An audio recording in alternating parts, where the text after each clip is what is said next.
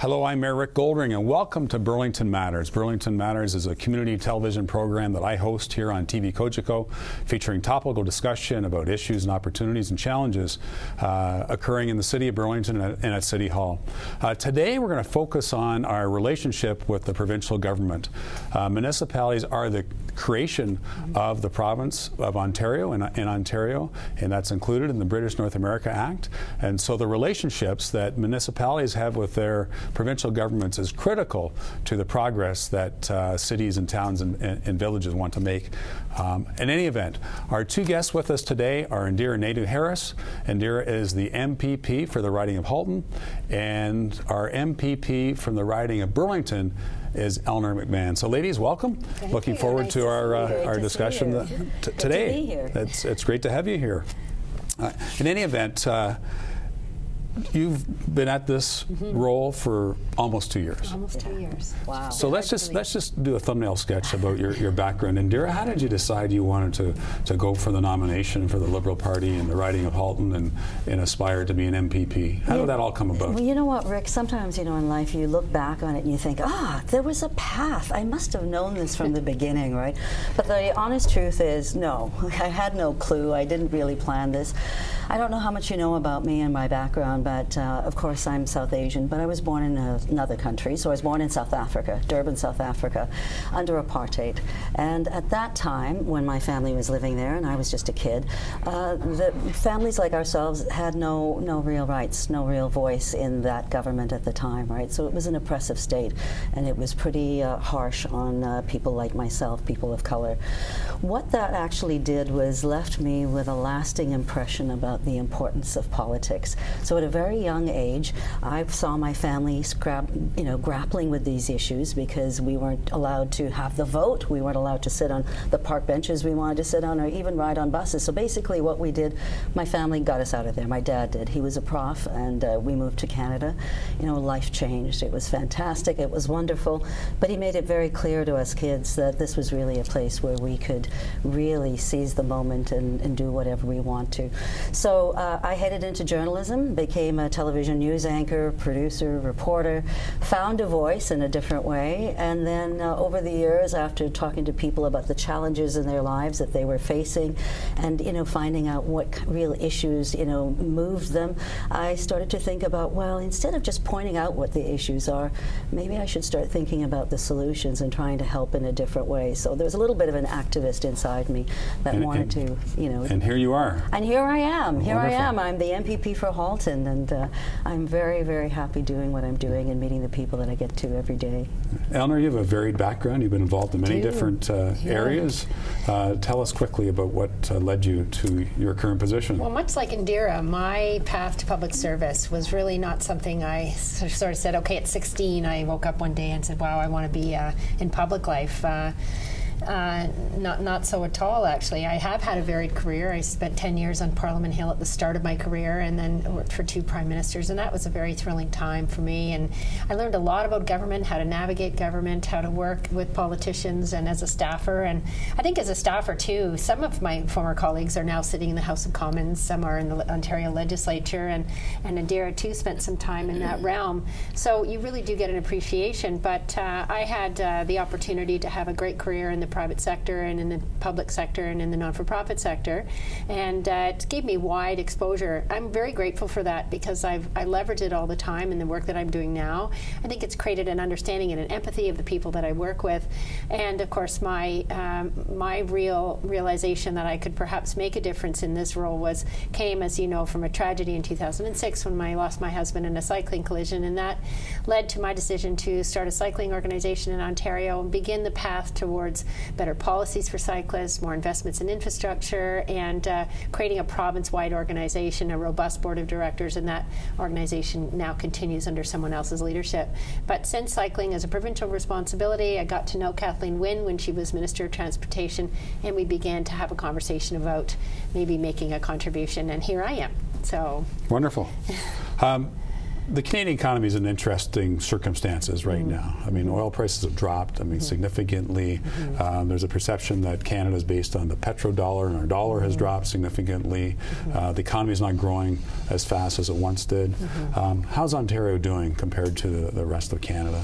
Well, look, we are not immune from the global circumstance either, are we? I mean, China is a big influencer in these global economic conversations, and their economy is in deep transition to becoming more of a consumer-driven economy, and they themselves are trying to cushion their economy and their employees and their workers from the blow and the changes that are coming.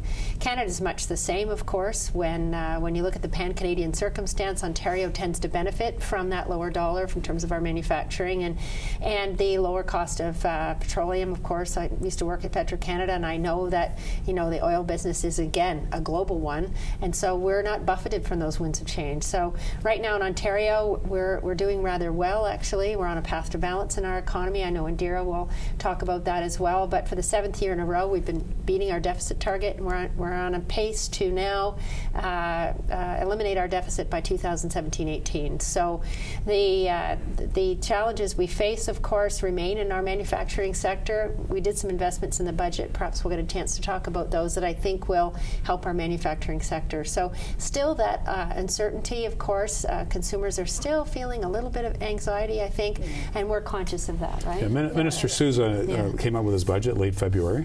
And Indira, why don't you just talk about some of the components in there with regard to the creation of jobs, which is really people's #1 priority. Absolutely, and as you know, Rick, our budget was called Jobs for Today and Tomorrow, so I think the title says it all, right? But as Eleanor was, pointing out to, a lot of people in Ontario don't realize, as a province, we are really in a fairly good position in comparison to the rest of the country. So Ontario is that economic engine, right? We do drive the economy in the country, and we are actually doing better than most of the provinces out there. In fact, we're leading in terms of how our economy is doing in comparison to some of the other provinces out there. So yes, there's people are feeling an uncertainty and a certain fragility about the economy, but at the same time, we're not in a bad place. Ontario is actually in a good place. Why? Because we started building early. So this year, for example, $160 billion invested into our infrastructure, right? What does that mean, and how does that translate into jobs? Well, guess what? When you build roads and highways and bridges, when you build hospitals, when you build schools, what does that mean? Well, it means we're investing in our people, and we're putting our people to work. So right there, that $160 billion investment in infrastructure trickles down into jobs. How many jobs? Well, since I think about 2009 or so, 600,000 jobs. Projection is another 300,000 by 2019. This infrastructure commitment, we're thinking, is going to add about 110,000 jobs a year. But in addition to that, we're doing other things. We have a Jobs and Prosperity Fund solely devoted to trying to make sure that we're creating the right environment for jobs. So right from there, $2.7 billion that various businesses can use and so on to grow the jobs thing. Then we have the Business Growth Initiative, which is about $400 million. But the bottom line is, Eleanor hit on it, we are in a global economy. So what Ontario does can't just stay in a silo. So I just returned from a trade mission with the Premier and several ministers and MPPs to India. But that was following up on one she did to China. Why are we doing this? Because we know that it's important to create business opportunities here in Ontario by broadening our networks outside of this province. And let me tell you, that trip alone brought back $240 million worth of agreements, right? And it hasn't stopped, because those connections, those relationships you form actually grow. They don't just stop there, It didn't just stop when I got to know this fantastic woman, right? I mean, we became friends, and it grows and grows and grows over time, and it's the same in the business world. So it's an investment in our province, and I think we're doing all the right things. I'm very proud of Minister Sousa. So one of the things you talked about, Indira, was $160 billion for infrastructure. Yeah. And part of the funding for that is coming from the sale of Hydro One. And that clearly has been a controversial issue to many people in the province that do not think you should be heading down that path. Eleanor, can you elaborate on the rationale behind that decision? Yeah. And what it actually means? Yeah, I'm going to begin the answer, if I may, Rick, with a bit of a story from last summer. As a member of the Legislative Assembly Committee, I got the chance to attend a meeting of the the Conference on State Legislators in the United States, and it was in Seattle. And there's an international arm to the conference, and then there's the Americans all meet. And on one of our panels, it was about infrastructure, and there was a speaker there from Australia.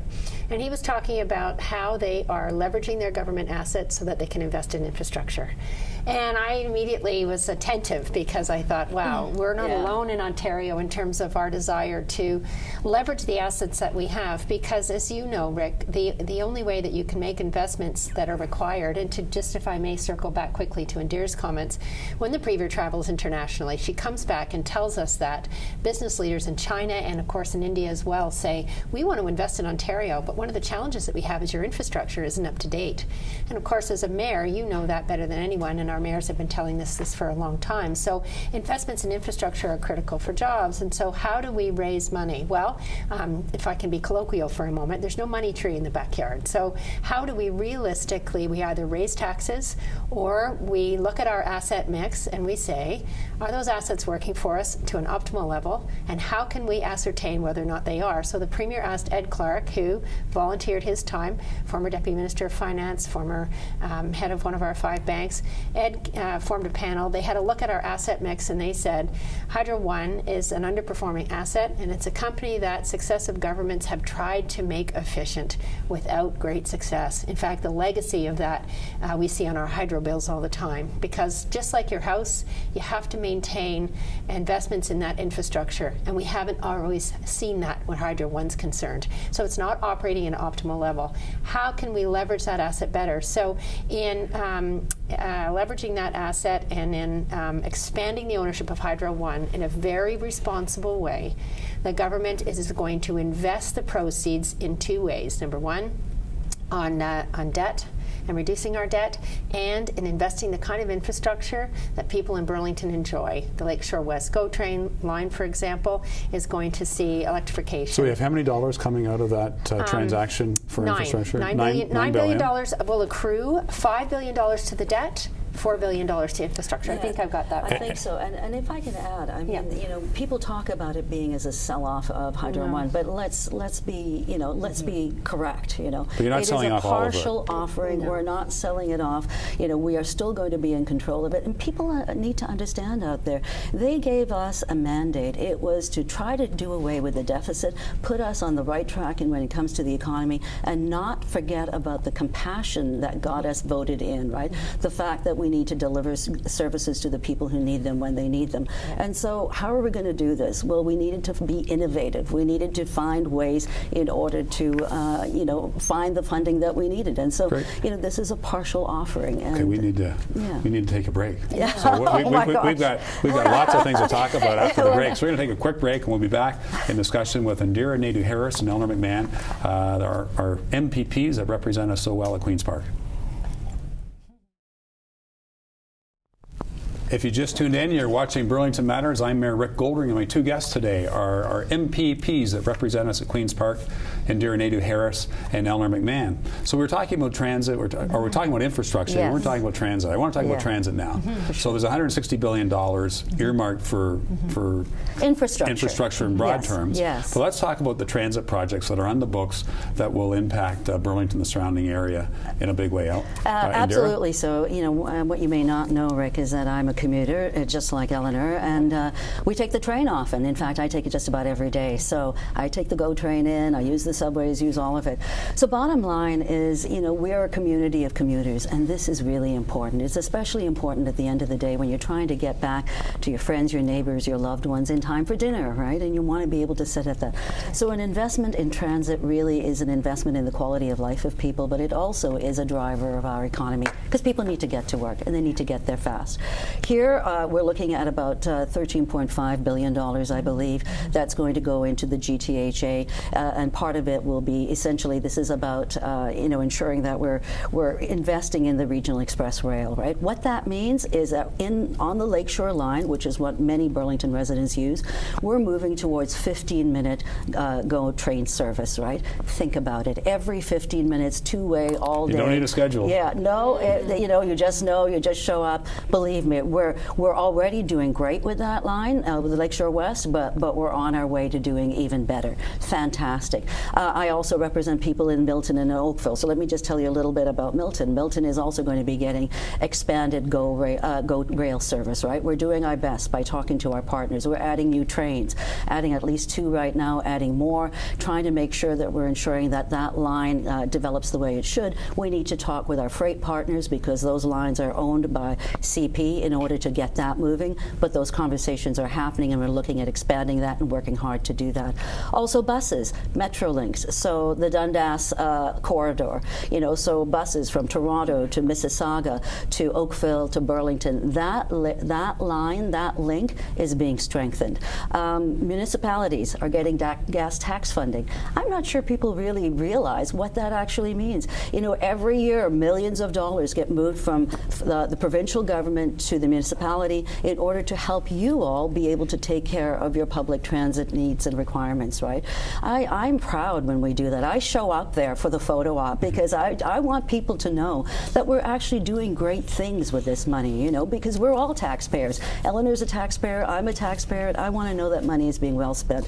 So those are just some of the ideas off the top of my head in terms of how we're and roads and highways and bridges with that $160 billion. Very important. So I want to switch gears and talk a little bit about something different related to transit. So a few years ago, the government introduced the HOV lane, in particular the one between Guelph Line and Trafalgar Road on the QEW. And now there's talk, or there will be, a pilot project, I guess, for high occupancy tolls. Yes. Eleanor, can you enlighten us of what that means? Yeah, and the rationale behind it, because originally you wanted to be more green, you wanted to get people to double up and have green vehicles there, I know. And have people carpooling, buses, taxis, and so on, but to try to encourage people to use less fossil fuels. And now you're going to potentially sell off a chunk of the use of the road for single occupant vehicles. Yeah, it's a conversation. Talk about it. No, but it's a conversation worth having, right? Yeah. So in the interest of getting this all figured out, the overall premise for the changing world that we live in is that transportation choice is key, and offering people, residents in Burlington included, more ways of getting from A to B is the hallmark of a society that's growing and the economy is robust. Whether that's cycling, that's a topic that you and I have talked about often, of course, whether it's investments in transit that give people a different option. The HOT lanes is an ability to lessen the amount of traffic that we have on the QEW. Indira and I, almost every day we're on that GO train, but once in a while when we do ride, we can tell you, as you can appreciate too, because you've been there, that the traffic on the QEW is, despite the expansion of the HOV lanes, is growing at a really quick rate. So in order to lessen the traffic on those mainstream lanes, giving people the option of paying to use that lane when they're driving by themselves. So in order to discern whether or not that's something we should pursue in the longer term, we're going to undertake a pilot and see what the results are. The other thing that, and this hasn't been announced yet, and so I can't say much about it now, but the other thing that the minister is looking at doing is leveraging some of the signs on our QEW to really say to people, once they're sitting in traffic, hey, look at, there's a train leaving in 10 minutes from the GO train station, and there's 50 parking spots left. Maybe you should think about that, which then again might cause people to say, geez, why don't I take the GO train? Because people, take their car for all kinds of reasons. I think you're going to see over the next 10 to 15 years, in addition to this option, the expanding nature of our transit programs as they come onto line, and of course they don't happen overnight.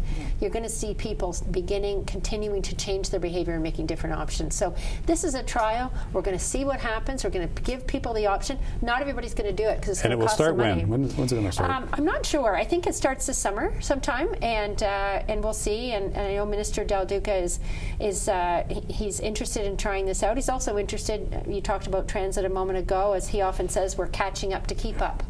Right? These investments in transit, as the Premier often says, previous governments have tended not to think beyond the next election cycle. Yeah. They thought 4 years out. We're looking 15, 20 years down the road, as you often talk about the future of Burlington, and this is just another option for people to think about. Great. Yeah. Switching gears, we can have 10 programs. Yes, we could. Very easily, if Bring not, us back. if not 20. To come back. I think so. I want to switch and talk to Indira a little bit about healthcare. Yeah. And your official title is Parliamentary Assistant to the Minister of Health and Long-Term Care. Yes. Boy, there's a lot of headwinds. Yeah. We have an aging population. Absolutely. We have so many new pharmaceuticals coming on stream. Yeah. The cost of pharmaceuticals is going up. The cost of healthcare is going up. I mean, let's face this. How, in the longer term, or short, medium, longer term, is the province of Ontario and your ministry going to try to address some of these issues that we have to deal with? You know, we could do a program just on this. Absolutely. But let me tell you, Rick, I have a lot of faith in the Minister of Health. I've known him for a number of years. He's a doctor. He's a doctor. But he's not just a doctor, right? He's a doctor who has worked in many different environments. So he worked in war zones. He worked in refugee camps. He's worked in inner cities in downtown Toronto and so on.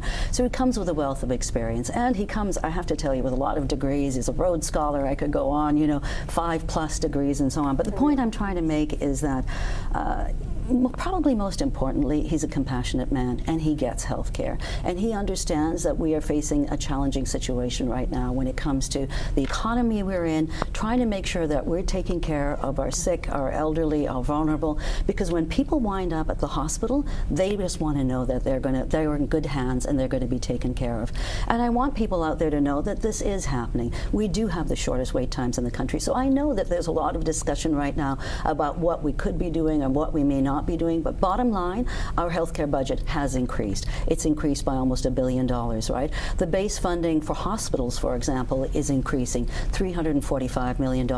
Our region alone, and we've talked about this before, is getting close to $4 billion just in infrastructure spending that's come in because we're either building new hospitals or upgrading and renovating the facilities that are here. That is a huge investment. So, sometimes when I travel to other places in the country or outside of the country, I come back saying to myself, people don't realize how lucky we are. We're doing the best we can with what we've got, and I happen to think we're doing a pretty good job. Could we be doing more? Absolutely. But at least there are good people there trying to figure out how we're going to do that.